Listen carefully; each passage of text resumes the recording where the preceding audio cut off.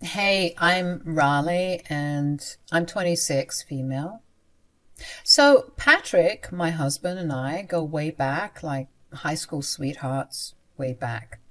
We dated forever and decided college wasn't our jam and said, hey, let's just get hitched after we graduate. It seemed like a solid plan, and we were both young and dumb, so we both thought, why not?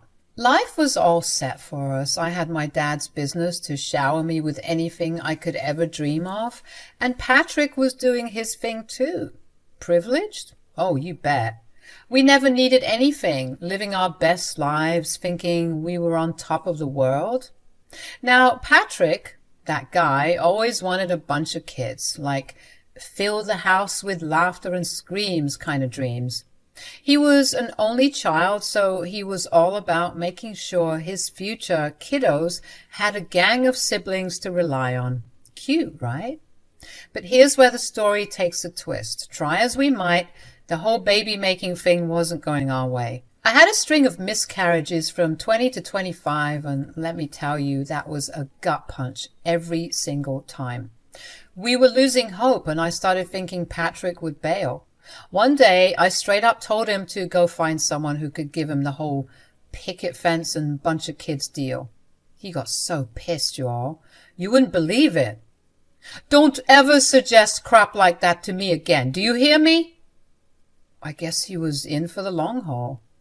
As I said, we have been trying practically ever since we got married, and it was exhausting, always being disappointed and heartbroken from the babies we've lost, failed to conceive. But everything changed the moment I turned 26. So there I was, celebrating my 26th birthday, thinking life's all fine and dandy. The next morning, I woke up with a hangover that could rival a truck hitting me, and I started throwing up. Now, I didn't even drink that much. I had one glass of wine, so I was wondering why I was so sick. Patrick was super concerned, too, so we hauled ourselves to the hospital to figure out what was going on. And guess what?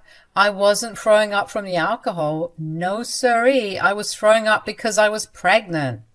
Panic mode set in, of course. I mean, the night before was a bit rowdy, yeah, I didn't drink as much, but with the way I was dancing, I'm sure the little tyke was being knocked up all over the place.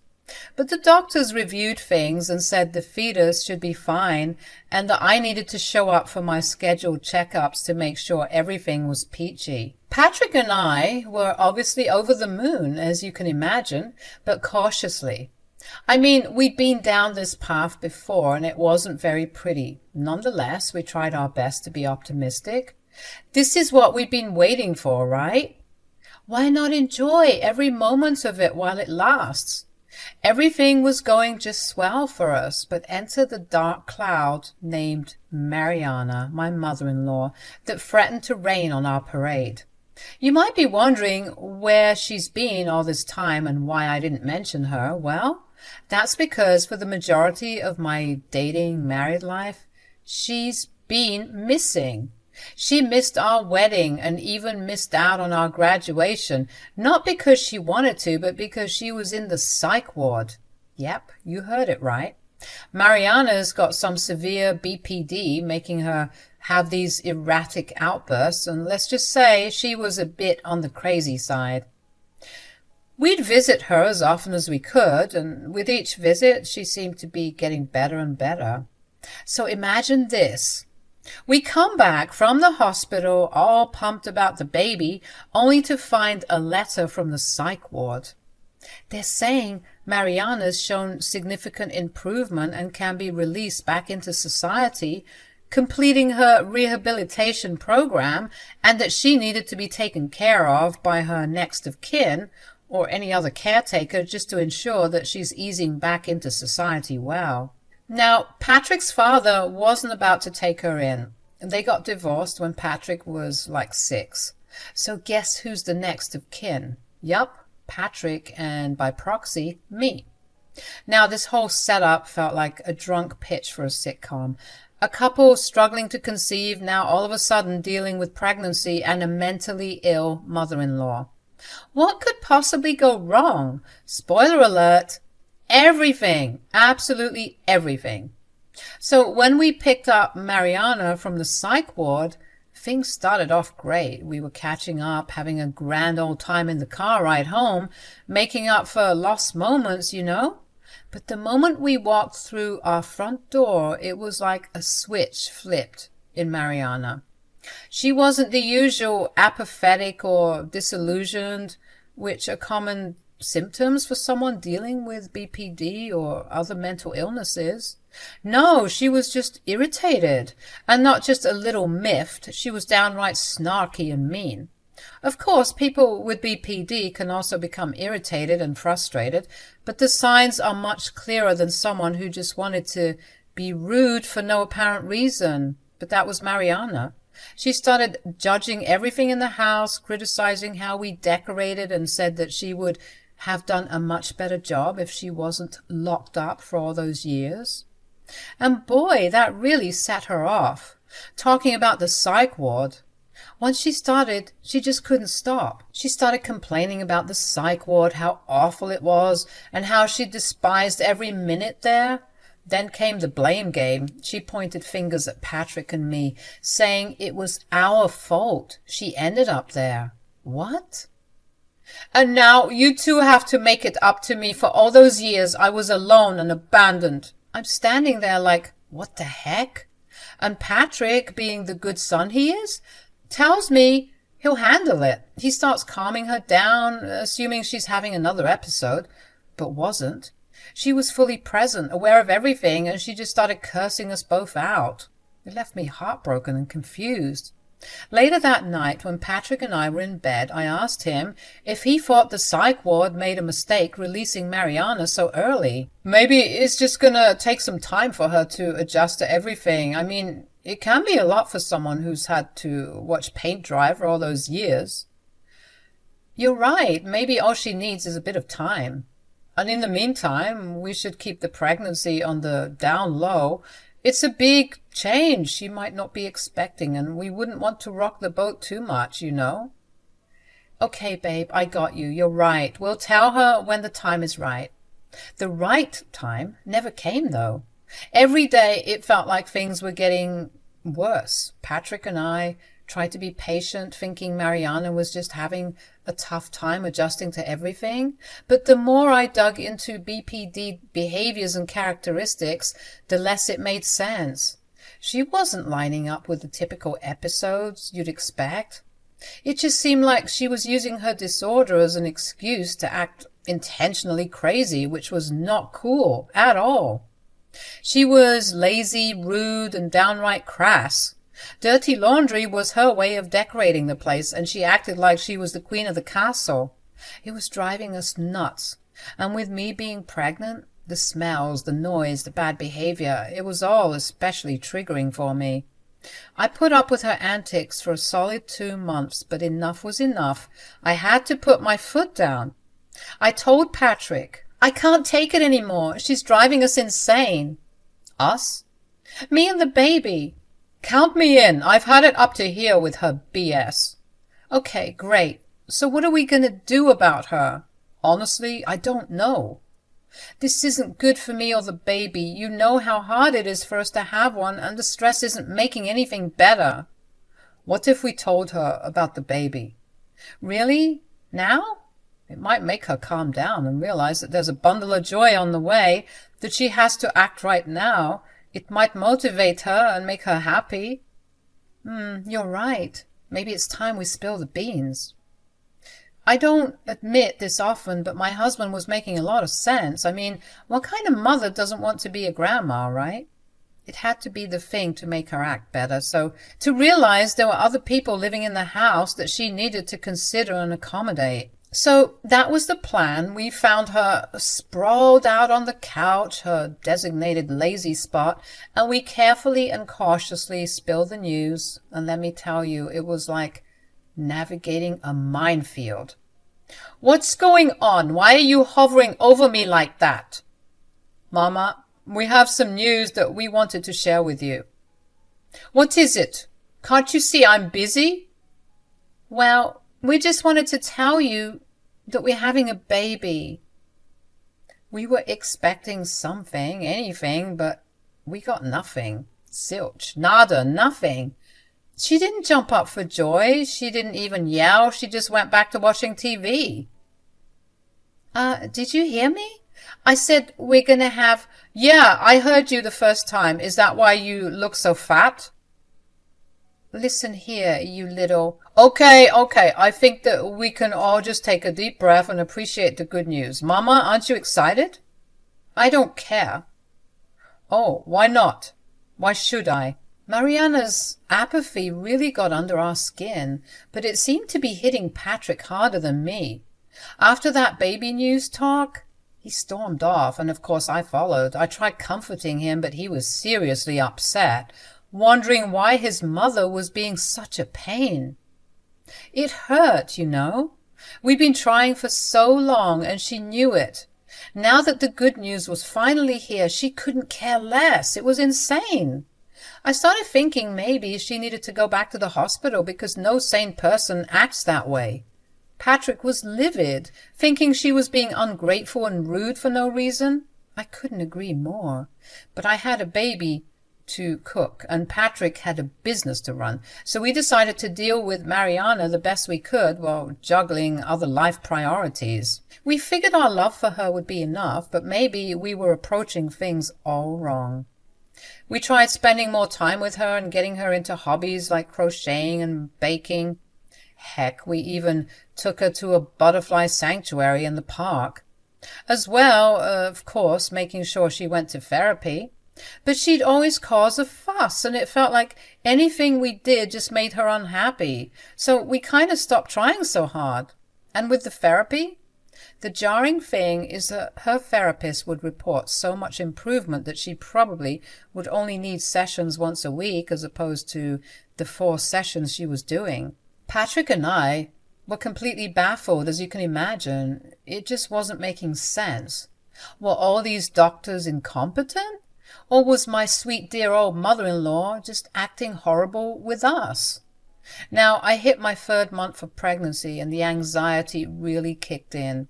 Normally, around this time, I'd be in danger zone of a miscarriage, so Patrick and I were on high alert, juggling Mariana's drama and dealing with the fear of losing another angel. Thankfully and surprisingly, after checkups and completing the 3rd month, stepping into my 2nd trimester, Patrick and I got the good news. Everything seemed normal and okay. I was set for a happy and healthy pregnancy. You can imagine we were over the moon.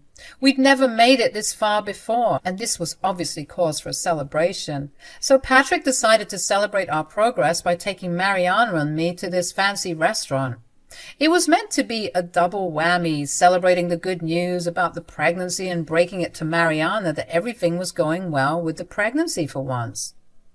I tried rationalizing her nonchalant attitude the first time.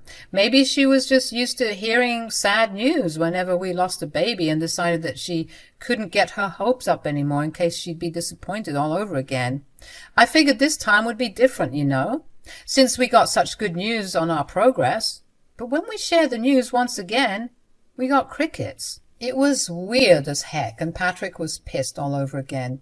He even ended dinner early because of how angry he was, so we drove back in silence, and when we got home, Patrick started pacing and wondering why his mom was always so distant, but always so animated and rude at the most inconvenient moments. I guess that was the BPD flaring up again. But again, as her therapist said, she's been doing significantly better, so why was she only doing this with us? I tried to calm him down, telling him not to let her bitter attitude ruin this moment for us.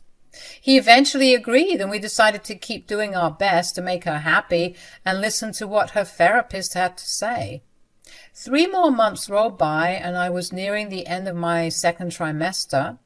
I was wobbling around like a beach ball, and my feet were already looking like balloons. Being pregnant and dealing with a mother-in-law ain't no walk in the park, let me tell you.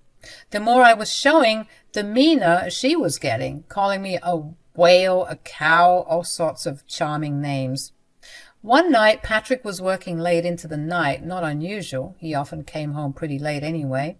Some days it was like 2 a.m., so it was just Mariana and me in the house, and it was a pretty chilled night. We were watching TV, and I was munching on some grapes when Mariana decided to call me out for eating so much. I told her I was eating because I was hungry, but she insisted I was just making excuses for being a fat ass, which was rich coming from her. I mean, I was making organs all day. What was her excuse? The next thing I knew, we were in a full-blown argument. "You're no good for my son. Right back at you, Toots." "What's that supposed to mean?" "It means you're a horrible mother." That's when Mariana dropped a bomb. She had been typing up something for me, claiming it would make me a more productive person because in her eyes, I was just so lazy. She handed me a fat stack of papers she had managed to print out. It looked like a list. When I took a peek, it was a chores list specifically for the whale to complete. I started scanning through this list, and let me tell you, there were some wild things on there. Train the dust bunnies in the corners to do synchronized dances. Conduct a detailed interview with each piece of cutlery to assess its job satisfaction. Teach the plants to recite Shakespeare for optimal photosynthesis. Mariana, you can't possibly be serious. I'm dead serious. You need to do all of those things or else, and there are 9 more pages for you. So I suggest you better get started. That's when I knew that this woman was crazy.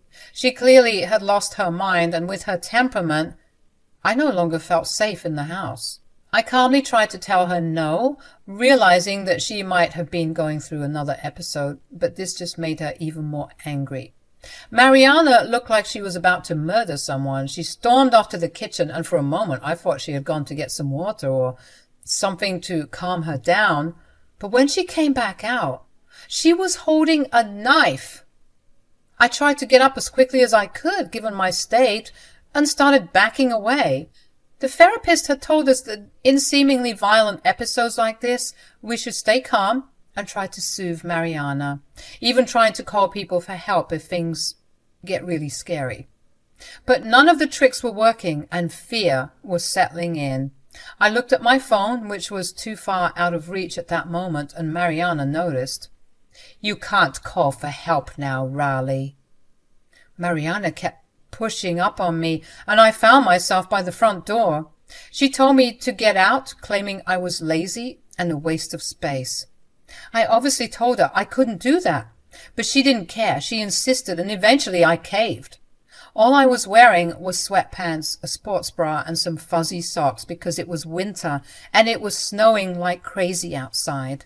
Mariana didn't care about any of that, apparently. She kept pushing me to leave and faced with a knife. I didn't want to find out what she might do, so with nowhere else to turn and physically incapable of fighting her, I had to step outside into the snowstorm just to calm her down. It was hell, instantly feeling like I was going to throw up. I made my way quickly to the neighbor's house, wanting to call Patrick since my phone was still inside. Luckily, they answered the door, even though it was pretty late. Around 1 a.m. Honestly, God bless them for that, because I wouldn't know what to do otherwise. I called Patrick, and after the third try, he finally answered, asking who this was. I quickly explained what had happened to Patrick, urging him to come home quickly because Mariana was in the house alone, doing God knows what. Patrick said he'd be there in 10 minutes, and I could tell from the tone of his voice that he was livid. He arrived at the neighbor's house first, making sure I was okay. I was wrapped up in some of the neighbor's blankets and drinking some tea to help with the cold. We thanked them profusely and cautiously headed back inside the house. When we entered, Patrick saw Mariana laughing at something on the TV, and that's when he started losing it. He yelled at Mariana, asking her what the hell she was thinking, putting a pregnant woman out in the snowstorm like that. Mariana tried to act oblivious, but when Patrick mentioned that it was time for her to go back to the psych ward, it seemed that Mariana's facade began to crumble. No, please, you can't do that. Why not? You're clearly not well. They'll help you, Mom. You just gotta be strong, okay? I lied, okay? I lied. I lied about everything. What do you mean? The way I was treating you too. I was doing it on purpose. Mariana went on to explain how she had deliberately been acting crazy with us, confirming it by acknowledging that her therapist and even the people in the psych ward said she was fine. She obviously had BPD, that wasn't going away, but people with BPD don't act in the way she was acting. She was sobbing, admitting that the reason for her doing all that crap to us, being messy, loud, rowdy, and gross, was because she wanted, get this, attention. Yep, my entire pregnancy has felt like hell, all because this grown-ass woman wanted some attention. Feeling alone in the psych ward, she just wanted her son and her daughter-in-law, anybody to love her unconditionally, even her bad parts. This was confusing as hell for us. Why deliberately act crazy? Didn't she know we would report it and try to get her back in the psych ward? When Patrick asked her this, she said, I never actually thought you'd send me back there. I thought you missed me and you loved me and you wouldn't want to let me go back. Of course we missed you, and of course we love you, and that's exactly why we would send you back, because you're clearly not well. You're not listening to me. I'm fine. I'm not actually crazy. That 10-page chore list I gave you, yeah, I just made that up. And that time I put my dirty underwear in the blender, that was part of the performance too. That's just sick, Mom. Why would you do this to us? Mariana explained that when she was in the psych ward, there was nothing for her to do, and she felt like one little misstep and everyone was hounding her. She just wanted to feel free, but Patrick didn't appreciate this one bit, calling her evil and selfish, especially when it came to me and carrying a baby. Mariana admitted she was jealous of me and the baby because she knew we would be the center of attention once the baby was born, and she didn't know how to take that news. Then Mariana got on her knees and started begging us not to take her back to the psych ward, saying if she knew we were seriously considering it, she would have come clean months ago and stopped the funny business. Mariana, honestly, I'm disgusted. How could you do that to me? To the baby? I might have gone overboard, I'll admit that, but you have to believe me. No, I don't believe you, not for one bit. This is exactly what a crazy person would say. But I'm trying to tell you, I'm not crazy. I told Mariana that I would call her therapist and tell her to come because it was an emergency, just so they could come and assess the situation because I was so confused and exhausted by everything at that point.